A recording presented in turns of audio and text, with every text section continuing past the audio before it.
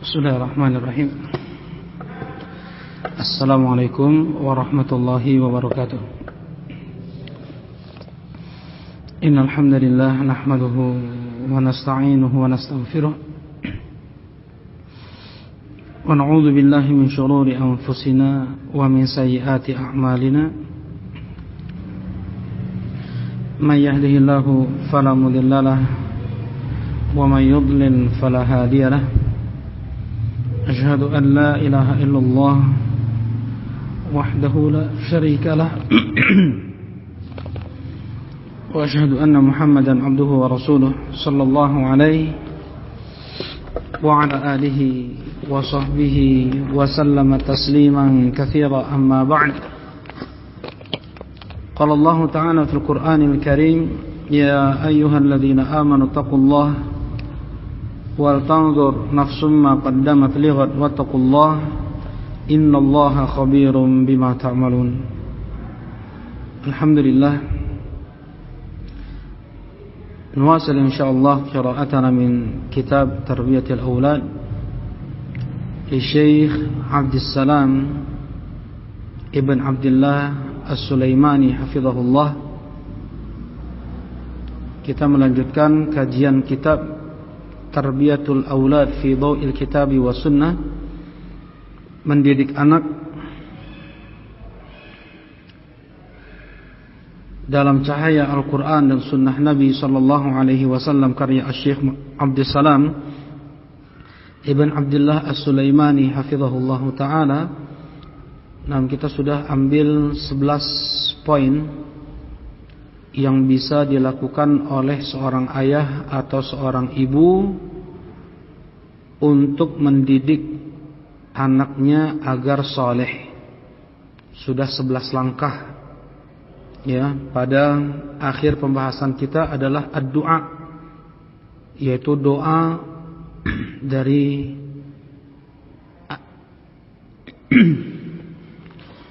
ayah, dari ibu untuk anaknya, dan mudahlah lisan mereka untuk mendoakan anaknya sesering mungkin. Bahkan sekalipun ketika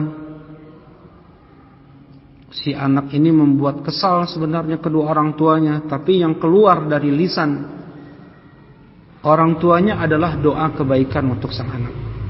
Ya. Terlebih lagi diperhatikan waktu-waktu ijabah, waktu-waktu dikabulkannya doa, seperti di penghujung hari Jumat, ketika safar, saat puasa, ya. Terlebih besok ini, besok.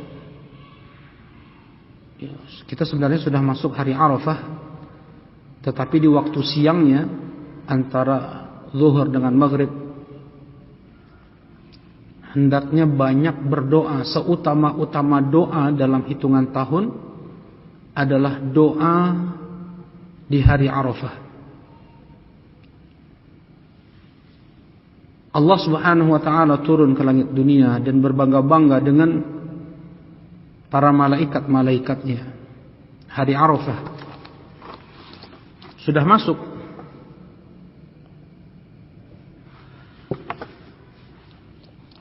Tetapi mulai wukuf itu ba'da zuhur sampai maghrib, ya, amalan yang paling afdal dilakukan bahkan ketika wukuf adalah ad-du'a, berdoa. Ya, doa di hari Arafah adalah doa terbaik. Dan kita mengharapkan lebih terkabulkannya doa di hari Arafah, tanggal 9 Zulhijjah besok. Atau sekarang sudah masuk, ya. Tetapi perbanyaklah berdoa di waktu siang besok, ya, dan berpuasa lagi, ya, karena belum dimudahkan untuk kita haji pada tahun ini. Yang mudah-mudahan Allah Subhanahu wa ta'ala mudahkan kita untuk bisa berangkat haji di tahun-tahun berikutnya. Nah, bagi kita yang tidak haji, disunnahkan untuk berpuasa. Tukaffiru sanatal madiyah wal baqiyah, yang kata Rasulullah sallallahu alaihi wasallam bisa menggugurkan dosa-dosa setahun sebelum dan setahun setelah. Itu dosa-dosa kecil maksudnya, ya. Kalau dosa besar harus tobat. Harus tobat. Satu-satunya cara agar terhapus dosa besar hanya dengan dia bertobat dan beristighfar kepada Allah. Amal soleh seperti sholat, puasa Ramadan, haji, umrah, ya, itu hanya menggugurkan dosa-dosa kecil. Tadi hadis yang Anda sampaikan bahwasanya puasa Arafah itu dapat menggugurkan dosa-dosa setahun sebelum dan setahun setelah. Diperjelas, dipertegas oleh para ulama bahwasanya itu adalah dosa-dosa kecil. Dalam hadis Rasulullah sallallahu alaihi wasallam mengatakan, "As-salawatul khams wa Ramadan ila Ramadan wal jum'ah ila al-jum'ah wal hajj ila al-hajj wal umrah ila al-umrah mukaffiratun lima bainahun ma lam turshal kaba'ir." Salat 5 waktu dari zuhur ke asar, asar ke maghrib, maghrib ke isya, isya ke subuh, subuh ke zuhur, antara waktu itu sebagai penggugur di antara keduanya. Salat zuhur sebagai penggugur dosa yang kita lakukan dari sebelum zuhur, dari setelah subuh sampai sebelum zuhur. Salat yang kita lakukan waktu asar sebagai penggugur dosa yang kita lakukan dari ba'da zuhur sampai asar. Wal jum'ah ilal jum'ah, dari selesai kita sholat Jumat sampai Jumat berikutnya kita lakukan lagi, kita menyimak khatib, kita sholat 2 rakaat sebagai penggugur dosa. Selesai assalamualaikum warahmatullahi, assalamualaikum warahmatullahi, penggugur dosa antara Jumat yang berikutnya ke sholat Jumat yang dia lakukan waktu itu. Ramadan ke Ramadan, haji ke haji, umrah ke umrah. Apa kata Rasulullah? Malam tughshal kabair, ya, selama dia tidak nyemplung ke dosa besar, ya. Amalan-amalan yang itu hukumnya wajib saja bisa menjadi penggugur dosa besar, bisa menjadi penggugur dosa. Itu bukan dosa besar, dosa kecil, apalagi puasa Arafah yang hukumnya adalah sunnah, hanya penggugur untuk dosa-dosa kecil. Jelas ini insyaallah ya. Sedangkan dosa besar itu hanya bisa digugurkan dengan tobat. Dia bertobat kepada Allah. Ya, rukun tobat ada 5. Yang pertama, dia bertobat itu ikhlas karena Allah. Karena Allah lah dia bertobat. Karena dia takut kepada Allah. Karena Allah melarang perbuatan dosa itu yang membuat dia kembali kepada Allah, bukan cibiran manusia. Mungkin betul ada nasihat dari saudara kita, dari orang tua kita, tetapi yang membuat kita mau kembali kepada Allah adalah Allah Subhanahu wa taala itu. Kita persembahkan tobat kita itu hanya untuk Allah Subhanahu wa taala. Yang pertama. Kemudian yang kedua adalah meninggalkan maksiat. Yang ketiga, bersungguh-sungguh untuk tidak mengulangi lagi. Yang keempat, menyesal dia pernah jatuh pada maksiat tersebut, ya. Kemudian yang kelima, belum berakhir waktu tobat, ya, ada batas akhir, ya. Tobat itu berakhir ketika seseorang sudah sakaratul maut, nafasnya sudah di tenggorokan, sudah dia mau tobat, dia mau beramal soleh, bagi-bagi sodakoh misalnya, wakaf, nggak diterima lagi, ya. Itu tobatnya Fir'aun. Allah tidak terima tobatnya Fir'aun. Fir'aun mengucapkan la ilaha illallah, Fir'aun menyatakan muslim, tapi ketika sakaratul maut Allah tidak terima, ya. Innallaha yaqbalu taubatal 'abdi ma lam yughargir. Sesungguhnya Allah menerima taubat seorang hamba selama dia belum sakaratul maut, ya. Kemudian yang kedua, dari waktu berakhirnya tobat adalah apabila muncul Dajjal atau matahari terbit dari barat, Ya. Sekarang ini matahari tentu dari timur, ya, sampai manusia tidak sadar lagi. Allah Subhanahu wa taala perintahkan kepada matahari, itla'i min haitsu ji'ti. Terbitlah engkau dari mana engkau datang. Datang kepada Allah matahari dari barat, terbitlah dari barat, tidak diterima lagi amal. Tidak diterima lagi iman. La yanfa'u nafsan imanuha lam takun amanat min qabl au kasabat fi imaniha khairan. Ya. Apabila sudah datang 3 tanda-tanda kebesaran Allah, hari kiamat, keluar Dajjal, terbit matahari dari barat, keluar binatang yang berbicara, maka tidak bermanfaat iman seorang kafir, tidak bermanfaat amal seorang mukmin. Nah, jadi perbanyak berdoa kepada Allah untuk kebaikan anak-anaknya, bagaimana agar soleh cucu-cucunya, ya. Dan yang harus dihindari adalah hal-hal yang dapat ditolak doa, ditolak dikabulkannya doa. Makan haram, pakaiannya haram, minuman yang haram, ya. Nah, sebagaimana datang hadis jelas dari Rasulullah sallallahu alaihi wasallam, seorang musafir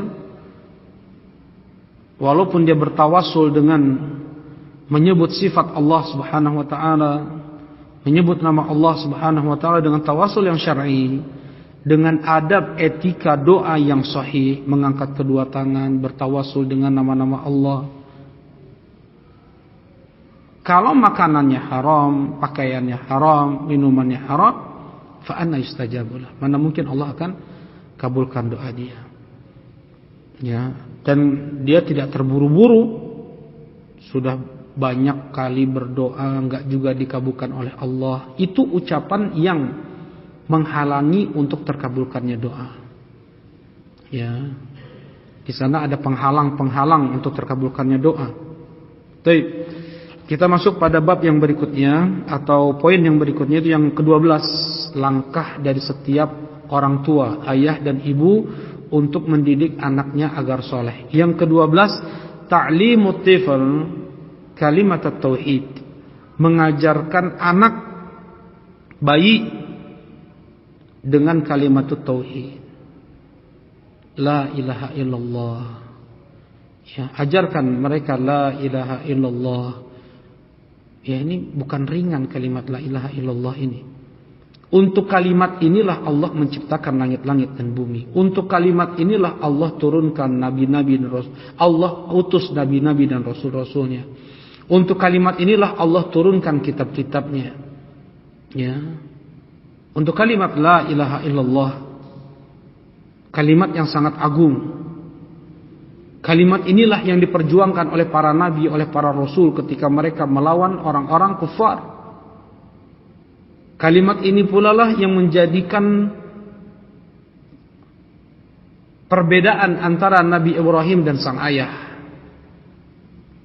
Nabi Nuh dan anaknya, Nabi Lut dan istrinya, Nabi Muhammad dengan paman tercintanya, Abu Talib yang sudah mengasuh Rasulullah SAW sejak kecil. Nah, qala asy-syekh rahimahullahu taala, fa awwal ma yabda'u at-tifl bin nutq yanbaghi lil walidaini ta'limah.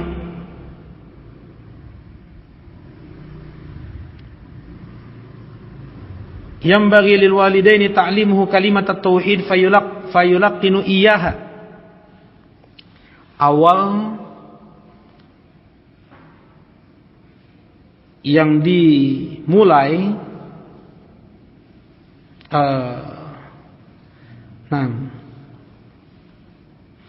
ketika pertama kali bayi mulai berbicara, hendaknya setiap orang tua mengajarkan kalimat tauhid. Kalimat tauhid. Apa tadi kalimat tauhid?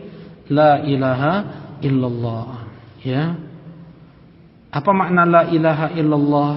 La ilah, tidak ada sesembahan yang benar, yang hak, illallah, kecuali hanya Allah. Semua sesembahan selain Allah itu sesat, batil. Itu makna la ilaha illallah, batil. Kata Allah Subhanahu wa taala di surat Luqman, "Dzalika bi anna Allaha huwal haqq wa anna ma yad'una min dunihi al-batil wa anna Allaha huwal 'aliyyul kabir."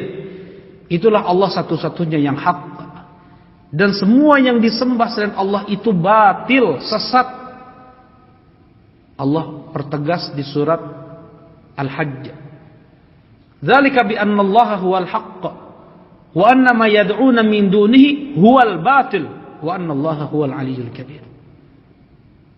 Itulah Allah Subhanahu wa taala satu-satunya yang hak, dan semua yang disembah, yang diibadahi selain Allah itu semua batil, kata Allah.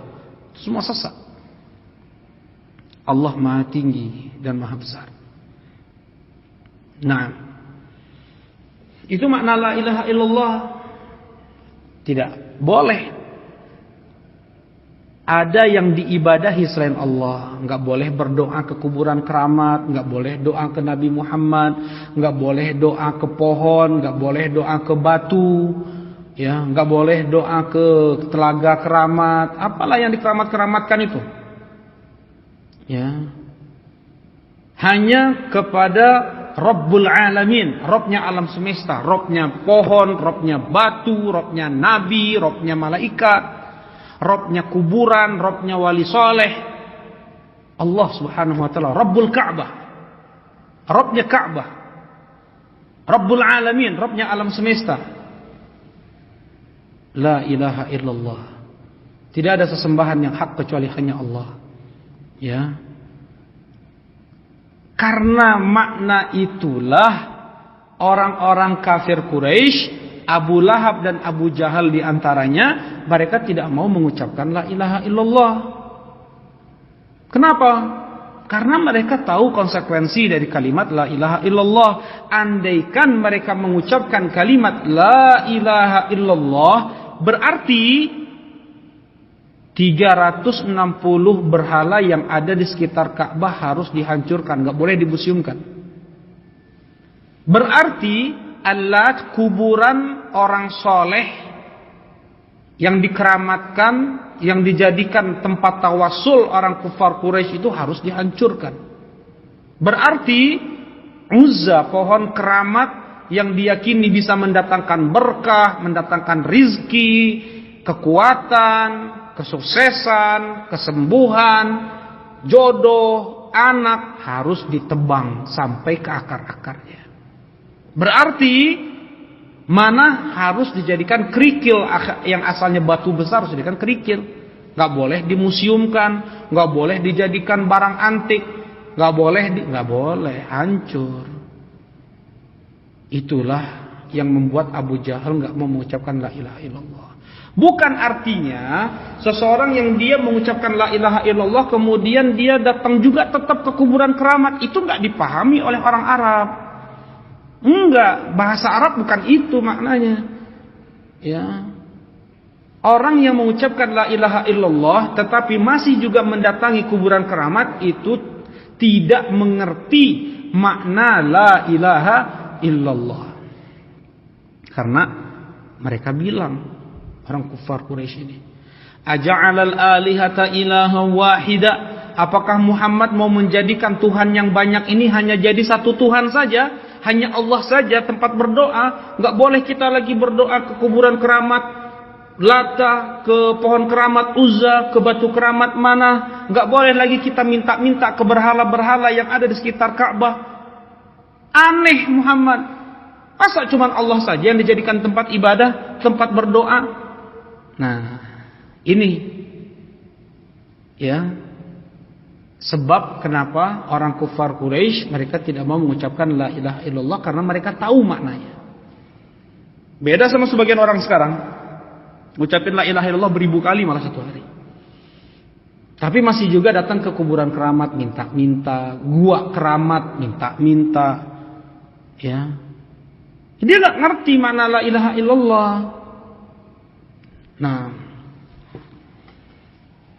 Nah, inilah kalimat yang sangat agung. Ya. Al-urwatul wuthqa. Tali ikatan paling kuat antara seorang hamba dengan Allah adalah la ilaha illallah. Zikir terbaik para nabi. Nah, besok zikir terbaik pun Yaum Arafah adalah la ilaha illallah. Jadi besok apa yang amalan yang paling afdal? Doa ya, doa dan zikirnya apa? La ilaha illallah. Para nabi. Ya. Mengucapkan kalimat terbaik ini. La ilaha illallah. Ini bukan kalimat yang ringan, ya. Mengandung konsekuensi. Nah.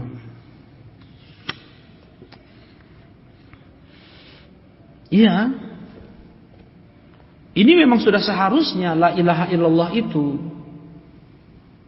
Ketika seseorang meyakini satu-satunya pencipta alam semesta hanya Allah, yang mengatur alam semesta hanya Allah, yang ngasih makan, yang ngasih minum, yang ngasih rizki, nafas hanya Allah, yang ngasih musibah, penyakit, semua itu adalah Allah. Allah pula lah yang mengangkatnya, Allah pula lah yang ngasih kesembuhan. Mereka yakini itu orang kufar Quraisy.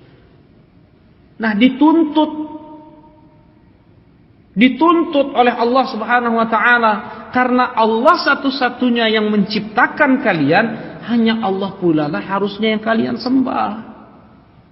Jangan sudah kalian yakini Allah satu-satunya yang mencipta, mengatur, memberi rizki, malah berdoanya kepada selain Allah juga, itulah syirik. Berdoa ke Allah, berdoa juga kepada selain Allah itu syirik. Doa ke Allah, doa juga ke Nabi Muhammad. Doa ke Allah, doa juga ke Nabi Isa. Doa ke Allah, doa juga ke Nabi Uzair. Doa ke Allah, doa juga ke Jibril. Itulah asyirku billah. Dosa yang tidak akan diampuni oleh Allah kalau dia mati dalam keadaan seperti itu.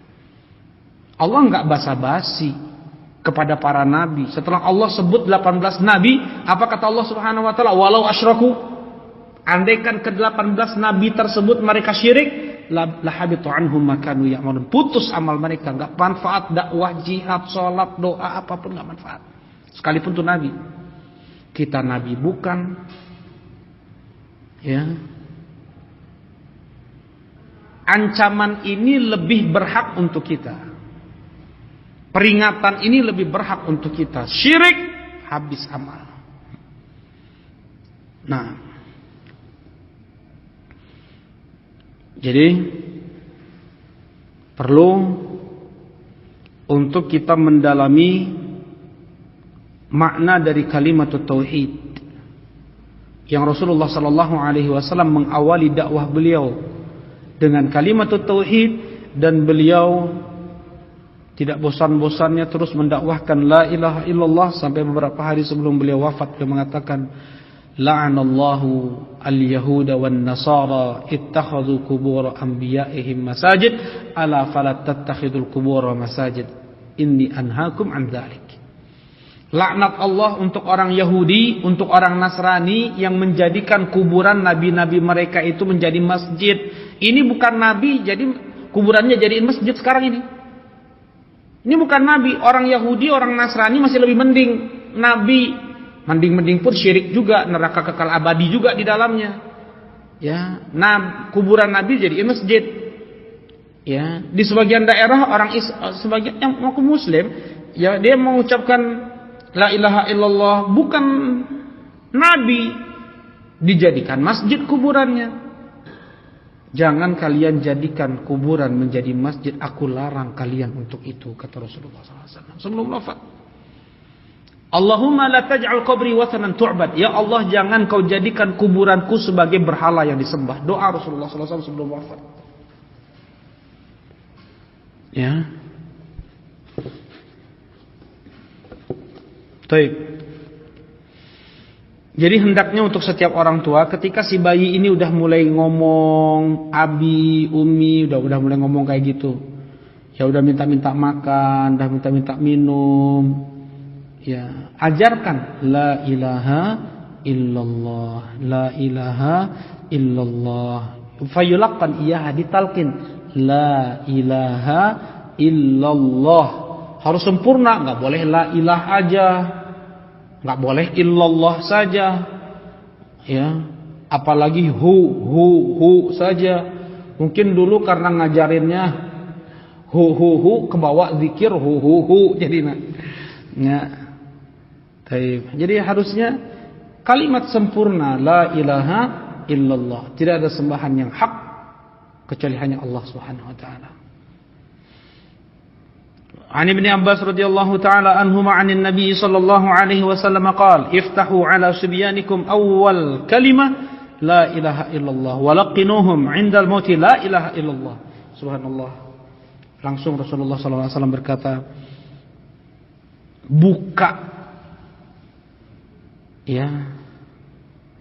bukalah bayi-bayi kalian itu dengan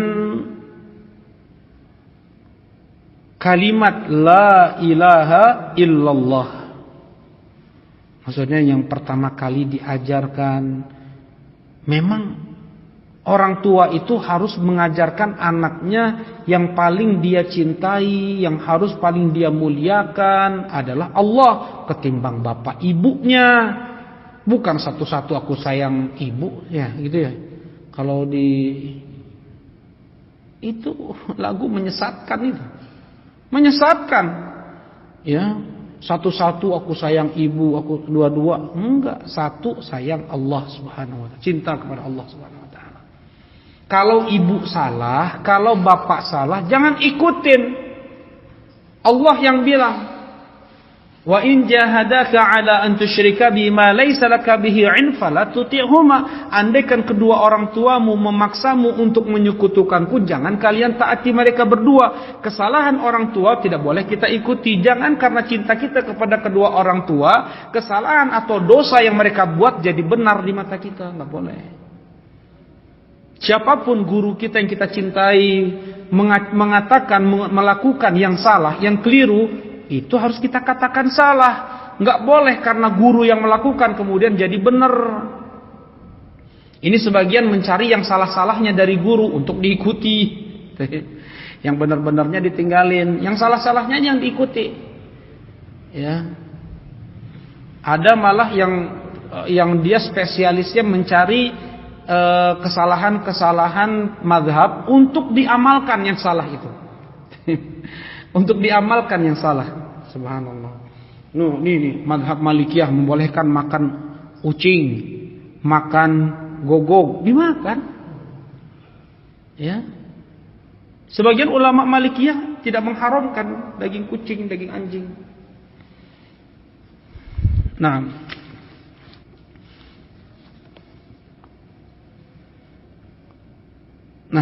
bagaimana bisa tertanam dalam hati si anak itu cinta kepada Allah lebih daripada dia mencintai apapun dan siapapun. Ya. Walaqinuhum 'indal maut la ilaha illallah.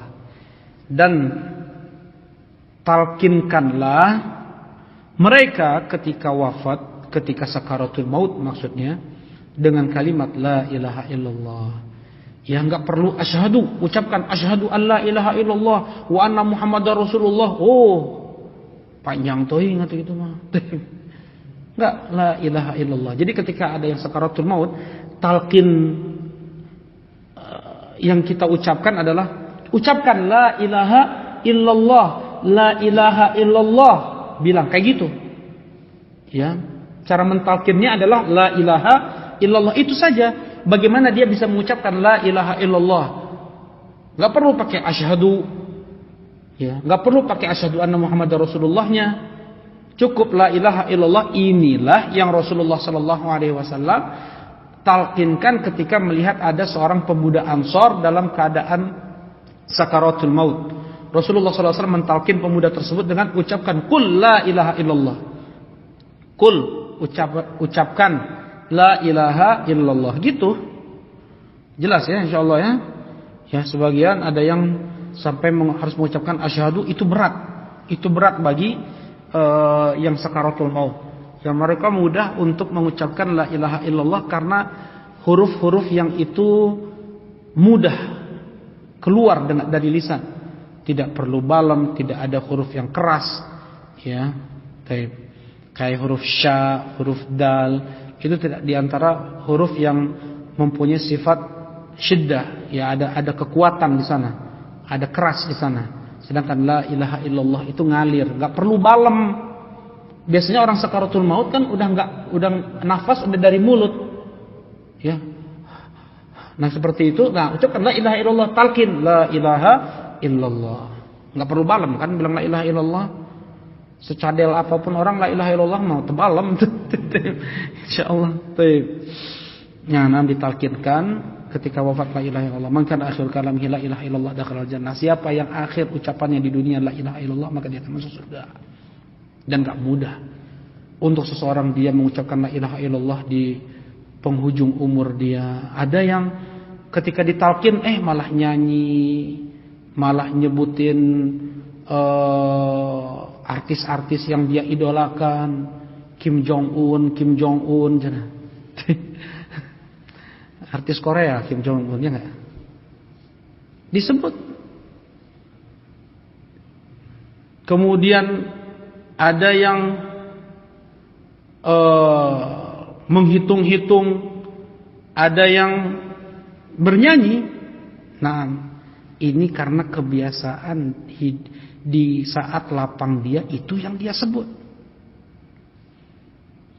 Nah karena itulah kata Ibnu Qayyim rahimahullah, siapa yang mau dimudahkan untuk mengucapkan la ilaha illallah, maka di saat lapang, di saat senang-senangnya itu perbanyak mengucapkan la ilaha illallah.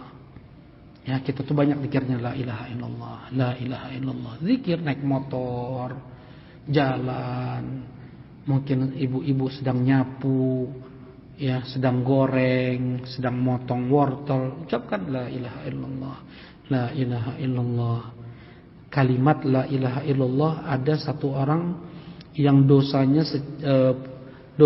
itu sejumlah 99 lembar kertas. Ya, satu lembar kertasnya itu sejauh mata memandang puluhan kilometer, bahkan puluhan kilometer panjangnya, lebarnya puluhan kilometer. Tulisan isinya dosa besar ini, dosa besar itu, dosa besar ini, dosa besar itu. Dia hanya punya amal soleh, yaitu apa? La ilaha illallah. Dengan itu dia selamat. Ya. Wa kanat Ummu Sulaim radhiyallahu taala anha tulaqin ibnaha Anasan radhiyallahu taala anhu, qul la ilaha illallah, qul asyhadu anna Muhammadar Rasulullah, wa dzalika qabla al-fitam. Ummu Sulaim ini ibunya Anas bin Malik. Ini masih mahram dengan Rasulullah sallallahu alaihi wasallam. Ibunya Anas bin Malik ini. Adiknya itu Ummu Haram, adiknya Ummu Sulaim ini. Ya, masih mahram dengan Rasulullah sallallahu alaihi wasallam. Jadi kerabat dari pihak Hashim. Ya, Hashim punya istri orang Madinah. Nah, ini keluarga Ummu Sulaim. Ya, Hashim punya istri dari orang Madinah, yaitu keluarga Ummu Sulaim ini. Ya, lahirlah dari istri Hashim itu Abdul Muttalib, kakek Rasulullah sallallahu alaihi wasallam. Nah, pas kembali ke Madinah, ya, ketemu dengan keluarga pihak berarti buyutnya, ya, buyut Rasulullah sallallahu alaihi wasallam. Nah, Ummu Sulaim, beliau mentalkin putra beliau Anas bin Malik dengan ucapan la ilaha illallah. Kemudian juga mengatakan, ya qul, ucapkan wahai Anas la ilaha illallah, ucapkan asyhadu anna Muhammadar Rasulullah. Itu sebelum lepas susu. Maksudnya apa? Sebelum 2 tahun. baru anak belajar bicara setahun, ya umur setahun 2 bulan, setahun setengah itu udah mulai cerewet. Ya sebelum umur 2 tahun ini sudah diajarkan la ilaha illallah ini. Ya, lancar saja si anak itu untuk mengucapkan la ilaha illallah. Wa yanbaghi tikraruha amamah wa bi khasatil wa hiya tula'ibuh, dan hendaknya diulang-ulang kalimat tersebut di hadapan sang anak, khususnya sang ibu, karena dia yang sering bercanda, bermain-main dengan anaknya. Ketika main-main itulah yang sering diucapkan oleh sang ibu, la ilaha illallah, la ilaha illallah. Faida tu'awwiduha wa bada'a ya'qil syarahat lahu syarhan muyassaran yafhamuhu ma'naha. Ketika itu sudah terbiasa dia dengar dan mulai akal dia bisa memahami, maka jelaskan sedikit demi sedikit dengan penjelasan yang mudah untuk makna la ilaha illallah. Ya, jelaskan makna la ilaha illallah. Ya gimana mau ngejelasin kalau seandainya orang tua saja nggak tahu makna la ilaha illallah?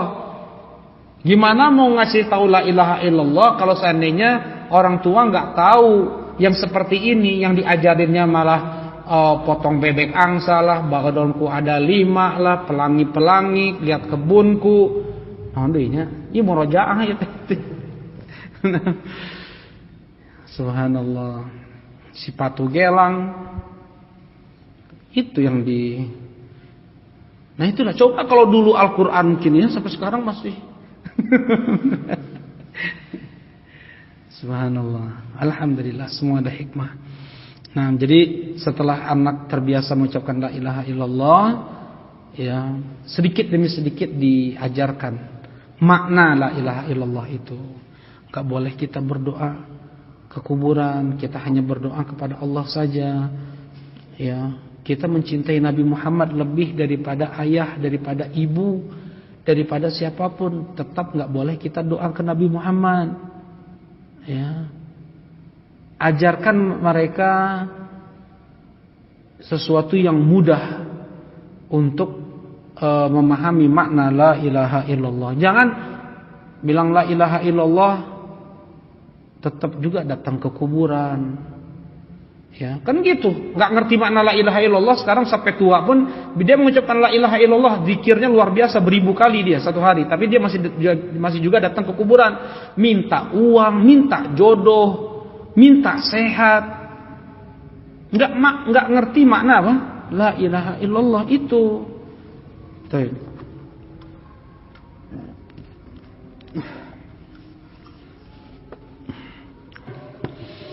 Alhamdulillah, ini yang bisa disampaikan. Subhanakallahumma rabbana wa bihamdika asyhadu an la ilaha illa anta astaghfiruka wa atubu ilaik. Assalamualaikum warahmatullahi wabarakatuh.